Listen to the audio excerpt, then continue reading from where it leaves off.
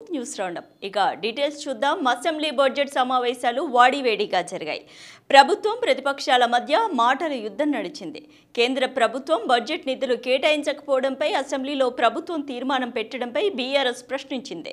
ఢిల్లీలో కొట్లాడాల్సిన కాంగ్రెస్ ఎంపీలు మౌనంగా ఎందుకు ఉన్నారని ప్రశ్నించారు. 8 మందిని గెలిపిస్తే ఏం చేస్తున్నారని అన్నారు.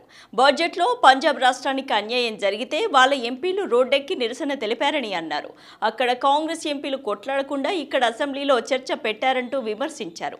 21 సార్లు ఢిల్లీకి వెళ్లిన ట్రిప్పులు వేస్ట్ అయ్యాయి కాబట్టి ప్రజలకు ఏం చెప్పాలో తెలియక అసెంబ్లీలో యూనియన్ బడ్జెట్ మీద చర్చ పెట్టారని అన్నారు. ఖచ్చితంగా మన రాష్ట్రానికి జరుగుతున్న అన్యాయంపై కేంద్రంతో కొట్లాడడానికి సహకరిస్తామన్నారు కేటీఆర్. ఎందుకు భయపడుతున్నారు? మోడీ గారి పేరు తీసుకోవడానికి కూడా ముఖ్యమంత్రి గారు కేసీఆర్ పేరు చెప్పకపోతే బతుకుదేరు లేదా సార్? మోడీ గారి పేరు చేయడానికి కూడా ఎందుకు భయపడుతున్నాడు ముఖ్యమంత్రి? అంత భయం ఎందుకు సార్? అందుకే మేము అనేది అధ్యక్ష, ఇవాళ నోటికొచ్చినట్టు మాట్లాడితే కాదు, తప్పకుండా రాష్ట్ర ప్రజలకు సమాధానం చెప్పాలి.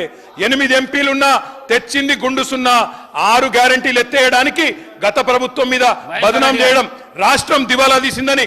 అధ్యక్ష, ముఖ్యమంత్రి గారికి సహనము సంయమనము ఓపిక ఉండాలి అధ్యక్ష. మాటి మాటికి ఓపిక కోల్పోయి ఈ రన్నింగ్ కామెంటరీ అవసరం అధ్యక్ష.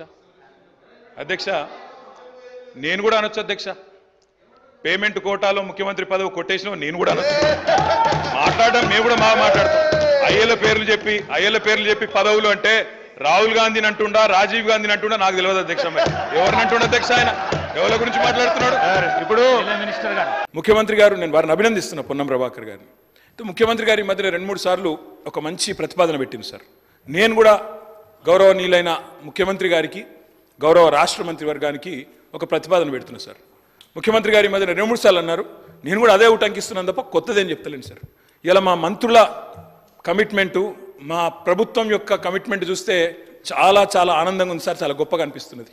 అందుకే దయచేసి ముఖ్యమంత్రి గారి నాయకత్వంలో బ్రహ్మాండంగా ఢిల్లీలోని జంతర్ మంతర్లో ఆమరణ దీక్షకు మొత్తం మంత్రివర్గం కూర్చోండి సార్. మేము అండగా ఉంటాం, మేము చుట్టూ కూర్చుంటాం, చచ్చేదాకా కూర్చోమనండి, మేము అండగా ఉంటాం. కేంద్రంతో కొట్లాడదాం, మొత్తం మంత్రివర్గం మంచిగా జంతర్ మంతర్లో కూర్చోండి.